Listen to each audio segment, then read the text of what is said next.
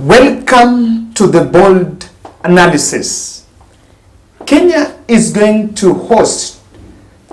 to host over 20 heads of state in Nairobi, KCC, for Africa Climate Summit.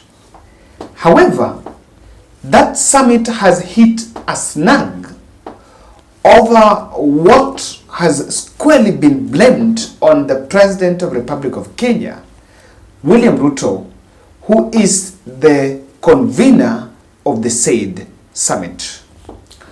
If you look at this screenshot, this is a new website that has been formed by over 500 civil society organizations, and you can see there, Real Africa Climate Summit 2023.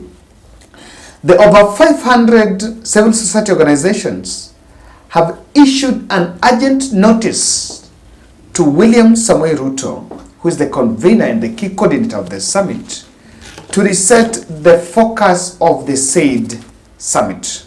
Remember, the state is set, and of course, bookings in different hotels. There's a bit of facelifting of the KCC. But now over 500 civil society organizations in Africa are actually threatening to boycott the 3-day summit in Nairobi summit, if William Ruto is not going to address these issues. I've gone through that website, and this is the second page of that website. Dear President William Ruto, CC, African heads of states, governments, chairpersons of African Union, chairperson of African Union Commission. Then this is a public petition. It's a letter that has been written to William Samoei Ruto. This is what they are saying. We are gravely concerned about the direction the African Climate Summit is taking. And this amongst some of their complaints. I've been going through it. They're saying, rather than advancing African interests and position on critical climate issues, the summit has been seized by the Western governments, consultancy companies, and philanthropic organizations. They're saying these companies are hell-bent on pushing a pro-West agenda and interests at the expense of Africa. Now, they're saying, the letter continues to say, the agenda of the summit has been unduly influenced by the US-based consultancy firm McKinsey and Company. The lead African officials and ministers has been pushed on the back burner. The summit concept note, as proposed by the McKinsey and the company, reflects the interests of the US, McKinsey, and the Western corporations they represent. Meanwhile, the Africans' stated priorities are conspicuously missing as a result. Then they're saying the so-called think tanks committees is being led by McKinsey, with the Western Resources Institute now competing to shape the agenda and its outcomes. Some African organizations that advance Western agenda have also been included in that organizations. Now, they are saying that the summit agenda have been disguised as African, but they are pursuing most Western interests such as carbon markets, carbon sequestration, and climate positive approaches. Now, the concept and the false solutions are led by Western interests were being marketed as African priorities. Now, I read the tone of this letter. These civil society organizations, over 500 of them, They're writing this letter, and it's coming at a time when William Ruto has been projecting himself as pro-Africa, pan-Africanism. And I think this summit has exposed the hypocrisy or the double standard that maybe has been projected by President Ruto. And in clearly, I want us to look at what this letter is actually showing. This letter is making some very critical expositions. That number one, William Ruto is clearly a puppet of the US. It's clearly a puppet of the US. Because this summit, even by it to be, for it to be coordinated by in Kenya, or rather by William Ruto, he's been a very strong champion of the climate aspects, of the climate change in the continent. And in our country, Kenya, we have a project of planting trees. It has been set as a national project of planting trees as one of the interventions on managing climate change. Now, if he's been projecting himself as Pan-African, then a summit that is supposed to advance the African interests on climate change can be hijacked by the US and the European powers, then that simply means that he has been a puppet of the US. This is what this letter is showing. Number two, it also shows clearly that William Ruto's grip of African continent is actually very questionable. You see, over 500 civil society organizations are both from Kenya and other African countries, including Ghana, Nigeria, and other countries within the African continent. Recently, William Ruto was abstained from the Africa-Russia summit.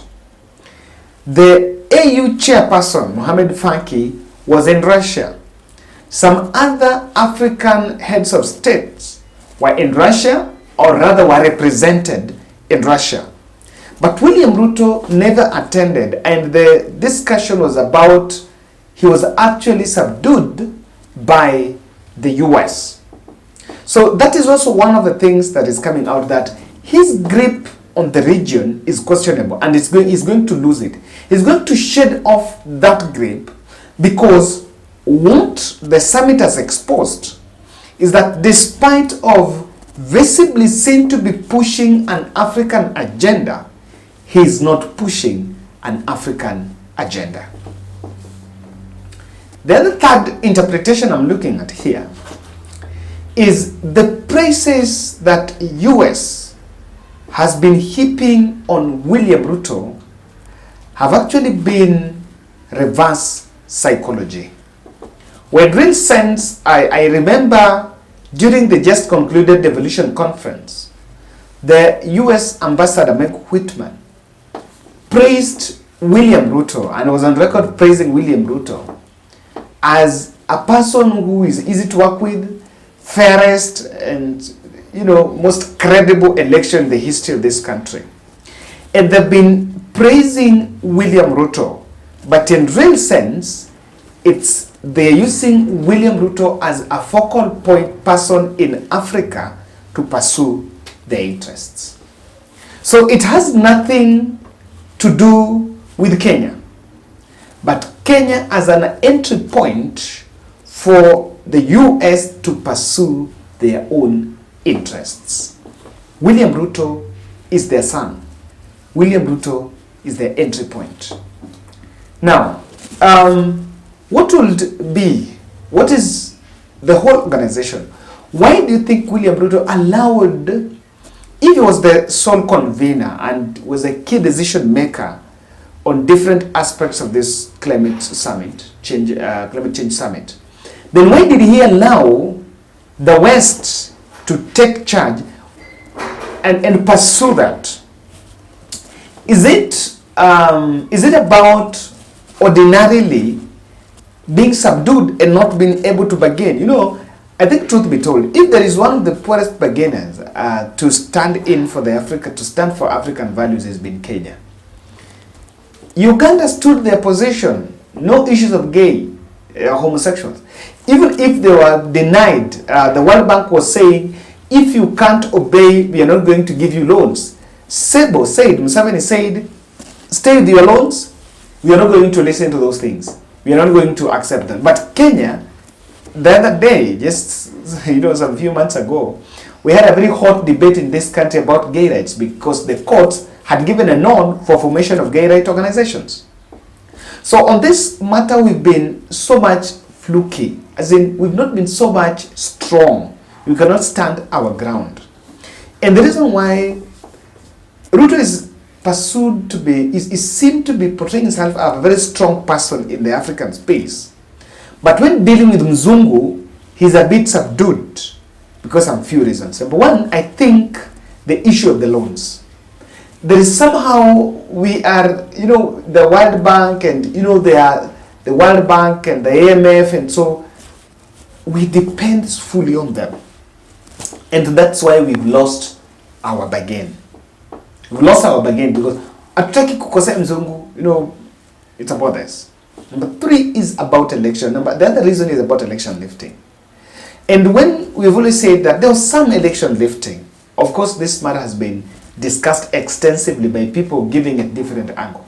But now looking at the latest development, if an African summit that was supposed to pursue the African agenda can be hijacked by the Western nations, by the Western powers, and William Ruto is supposed to be the person in charge, and of course, when he projected the Pan-Africanism, it was already, it's an image that was created, and the African heads of state then saw, wow, this is the person. This is the person to champion the African agenda. But from what this summit has exposed, it's very clear that these organizations are boycotting because Ruto is clearly not pursuing the African agenda. Thank you. We are waiting for if the President, William Ruto, is going to respond to this letter and how this will play out.